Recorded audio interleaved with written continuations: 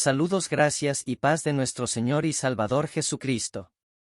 Este canal es para informarte correctamente lo que las Sagradas Escrituras dicen. Te invitamos a suscribirte y estarás recibiendo los mensajes. Estaremos hablando de la gran multitud. La gran multitud o la gran muchedumbre, una gran cantidad de gentes. Después de esto miré, y aquí una gran multitud, la cual nadie podía contar, de todas naciones y tribus y pueblos y lenguas, que estaban delante del trono y en la presencia del Cordero, vestidos de ropas blancas, y con palmas en las manos, y clamaban a gran voz, diciendo: La salvación pertenece a nuestro Dios que está sentado en el trono, y al Cordero. El fragmento que he citado proviene del libro bíblico de Apocalipsis, capítulo 7, versículos 9 al 11. Este pasaje describe una visión apocalíptica que el apóstol Juan tuvo en la que vio una gran multitud de personas de todas las naciones, tribus, pueblos y lenguas que estaban delante del trono de Dios y en la presencia del Cordero, una referencia a Jesucristo, vestidos con ropas blancas y sosteniendo palmas en sus manos. Estas personas clamaban a gran voz, proclamando: la salvación pertenece a Dios y al Cordero. La ubicación de esta gran multitud es simbólica y está en un contexto apocalíptico, que se describe en el libro de Apocalipsis como el cielo, o más específicamente, en la presencia del trono de Dios. La gran multitud representa a los redimidos, aquellos que han sido salvados y reconciliados con Dios a través de su fe en Jesucristo. Están celebrando su victoria y salvación en la presencia divina, rodeados por ángeles, ancianos y seres vivientes, todos proclamando la gloria y la majestad de Dios. En resumen, esta gran multitud se encuentra en un contexto celestial, frente al trono de Dios, y es una representación de las personas redimidas y salvadas que adoran y alaban a Dios y al Cordero en medio de una visión apocalíptica descrita en el libro de Apocalipsis. Después de esto miré, y aquí una puerta abierta en el cielo, y la primera voz que oí, como de trompeta, hablando conmigo, dijo: Sube acá, y yo te mostraré las cosas que sucederán después de estas. Y al instante yo estaba en el Espíritu, y he aquí, un trono establecido en el cielo, y en el trono, uno sentado. Apocalipsis 4, 1 y 2. Ya desde el capítulo 4 Juan su visión era en el cielo, fue arrebatado en un éxtasis. Todo estaba ocurriendo en el cielo. En el capítulo 6 es la apertura de los sellos por Jesucristo. El capítulo 6 es lo que se conoce como los principios de dolores. Cuando se abrió el sexto sello, concluye con: y los reyes de la tierra, y los grandes, los ricos, los capitanes, los poderosos, y todo siervo y todo libre, se escondieron en las cuevas y entre las peñas de los montes, y decían a los montes y a las peñas: Caed sobre nosotros, y escondednos del rostro de aquel que está sentado sobre el trono, y de la ira del Cordero, porque el gran día de su ira ha llegado, ¿y quién podrá sostenerse en pie? En este capítulo, se describe una serie de acontecimientos conocidos como los sellos, que representan eventos proféticos. El sexto sello es un momento de gran conmoción y temor, donde se presenta una visión apocalíptica de la tierra. Cuando se abre el sexto sello, se desencadenan una serie de fenómenos asombrosos y aterradores. Uno de los pasajes más destacados es la descripción de cómo los reyes de la tierra, los poderosos, los ricos y todas las personas, tanto libres como esclavas, reaccionan ante estos eventos. Se dice que se esconden en cuevas y entre las peñas de los montes, buscando protección y refugio de lo que está ocurriendo. El pasaje continúa con una expresión de angustia y súplica por parte de estas personas. Le piden a los montes y a las peñas que caigan sobre ellos para ocultarlos del rostro de aquel que está sentado en el trono, y de la ira del Cordero. Esto simboliza el temor y el reconocimiento de la inminente ira divina que se está desatando sobre la tierra. El Cordero se refiere a Jesucristo, y esta imagen ilustra la dualidad de su naturaleza como el Salvador y el Juez. El pasaje culmina con la pregunta: ¿y quién podrá sostenerse en pie? Esto refleja la magnitud del terror y la devastación que se cree que acompañarán al gran día de su ira. La idea es que incluso los poderosos y los influyentes, que normalmente tienen control y autoridad, ahora se sienten impotentes ante la ira divina que se desencadena.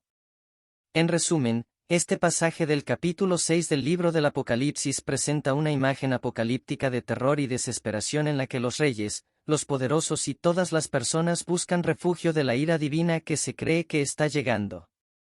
Es un recordatorio de la inevitabilidad del juicio divino.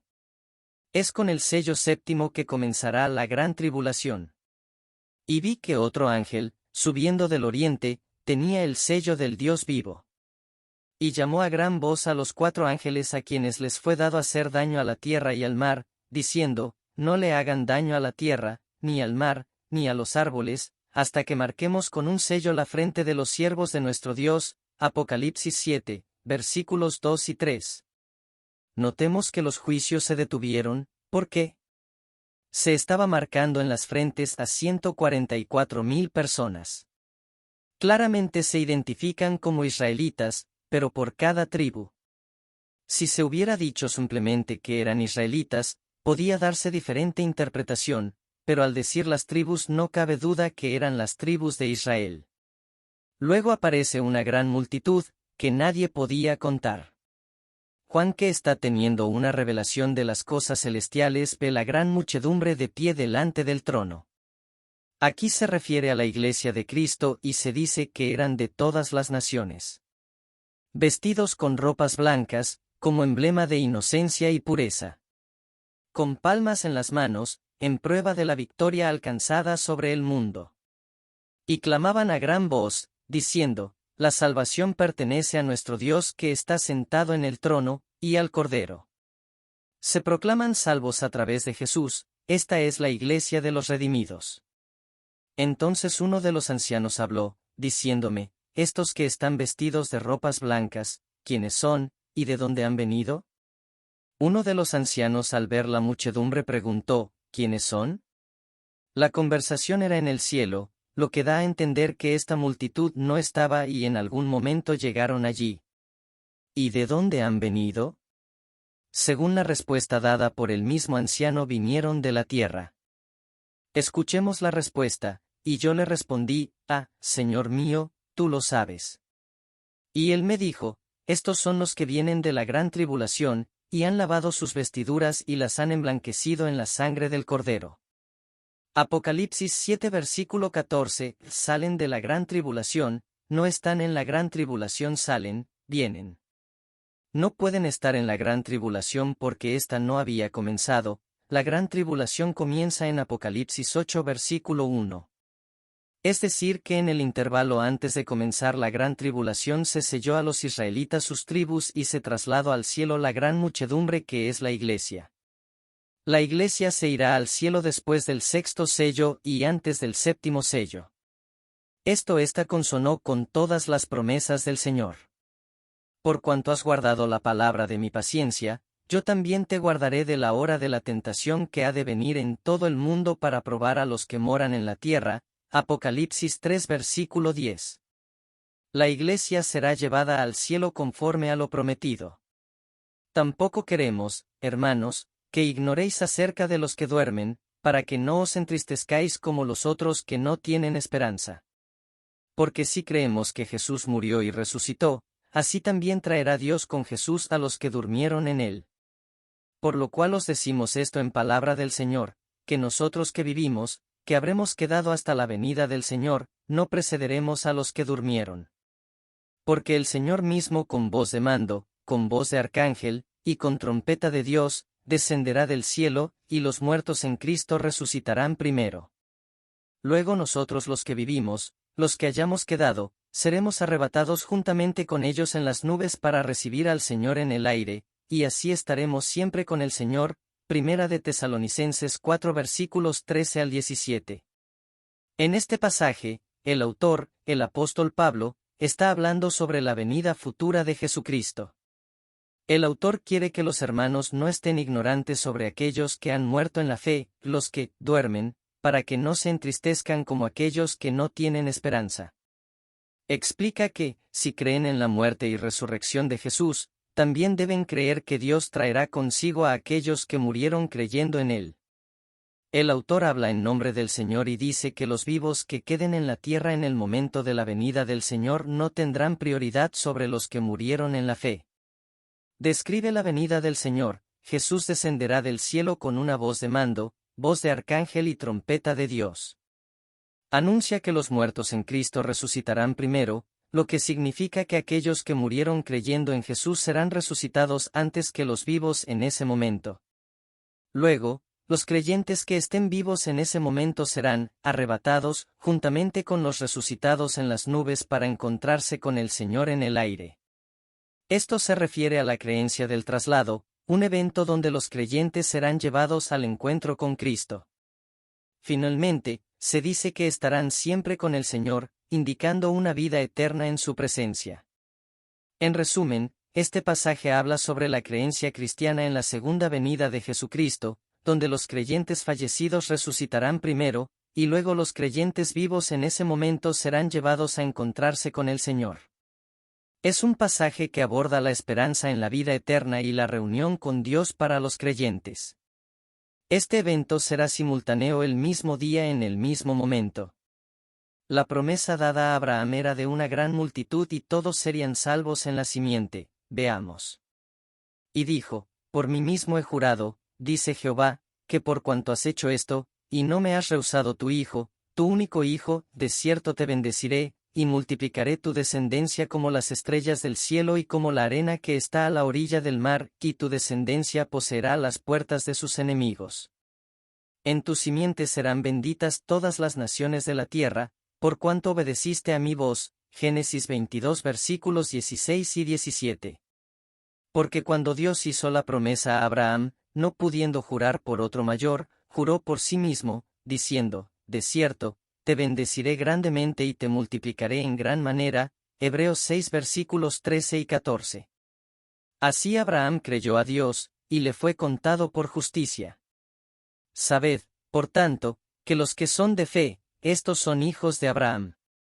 Y la Escritura, previendo que Dios había de justificar por la fe a los gentiles, dio de antemano la buena nueva a Abraham, diciendo, en ti serán benditas todas las naciones. De modo que los de la fe son bendecidos con el creyente Abraham. Ahora bien, a Abraham fueron hechas las promesas, y a su descendencia.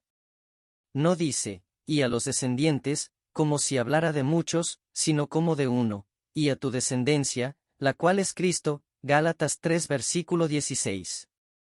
El llamamiento de la iglesia era celestial.